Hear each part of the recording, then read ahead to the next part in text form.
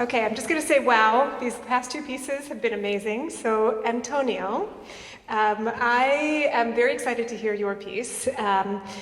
You mentioned in the program notes that your piece, City-Fragments, is inspired by 3 iconic Baltimore locations. So what drew you to choose the locations? Can you describe what they are and why you chose them? Sure. So it's a 3-movement piece, and each movement evokes a different place. The first one is Penn Station, the second is the harbor at night, and then the third is the Washington Monument, specifically when the annual tradition of having fireworks there happened. And I picked these three places because they're very familiar to people who've been here for a very long time, and they're also places that when people first get to the city, they might immediately interact with, so yeah, depending on how long you've been in Baltimore, you've interacted with these places in different ways. Right, yes. So in the first movement, you're evoking Penn Station, and your program notes talk about using simultaneous lines that move at different speeds and superimposed rhythmic ideas. Can you sort of talk about how this encapsulates Penn Station for you and brings it to life? Sure, yeah. The title is kind of a play on words. The title is Penn Station Counterpoint. And in music, counterpoint is when different lines and different instrumental parts are interacting in different ways. And so the play on words kind of is, or the idea is that in Penn Station, the multiple crossing lines are just people going in different directions and places. And so it's for three guitars, this piece. And there are many moments where each of the three different guitarists is moving in different speeds. Oh, interesting. The rhythm of their parts are moving in different speeds. How cool. Okay. So you describe the second movement as having the rippling effect of a muted tremolo and subtle tempo changes. And this is the movement that is describing the inner harbor. So I'm curious how you're using these techniques to evoke sort of a feeling of calm and reflection or the motion of water. Sure. Yeah. Well, for all of the three movements, but specifically the second one, more than anything, I was inspired by the motion that I associate with these places.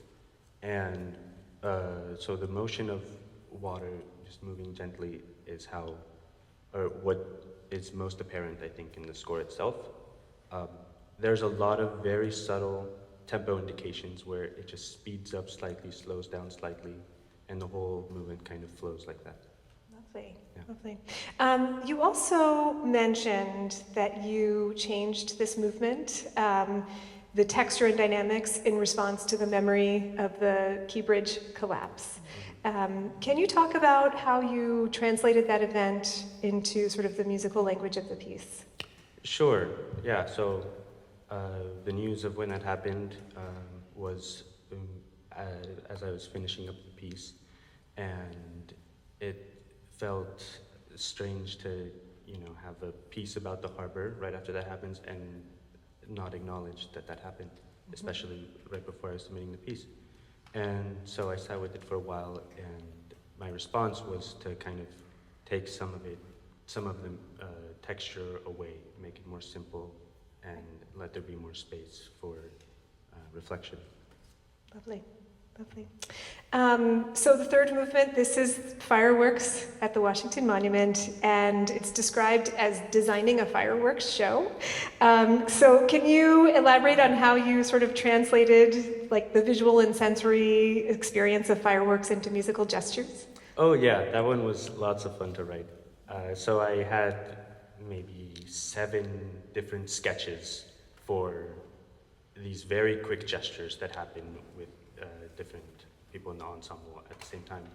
And they were all kind of, I guess, maybe 7 different fireworks, or however you might think about them. And I kind of just arranged them in different orders and thinking about, what the experience is like.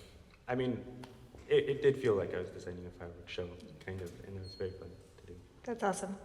I read that you often work with theater and poetry.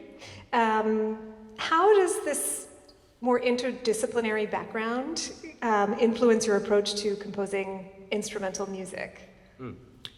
Yeah, so most of what I write is vocal and dramatic music, but instrumental music that I do in this piece too, I think very dramatically, and I always kind of want the experience to have some dramatic arc, Lovely. So there is a dramatic sort of narrative to the piece, would you say? Well, I wouldn't say narrative specifically, but there is there are climactic moments, and it goes strange places. Mm-hmm. Like Baltimore. You acknowledged Gwenyth Aggeler's feedback as invaluable. Can you share a little bit about how the collaborative process worked and how her suggestions may have influenced the ultimate sort of version of the piece? Yeah, so Gwenyth Aggeler, who just played this past piece and is playing first guitar on this next piece, I worked with her to make the piece more idiomatic for guitars because I don't have any experience with guitars, and she's really amazing. And I met with her maybe 3 or 4 times, and I would bring hand sketches or early drafts of the piece, and we'd sit down and go through them, and we'd talk about different possibilities of orchestrating it within the ensemble.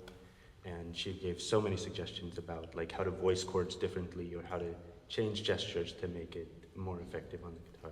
So it was a real collaboration in some ways. Absolutely. Yeah. There's a lot of credit to her Wonderful. for how the piece came out. Wonderful. Well, here's my question.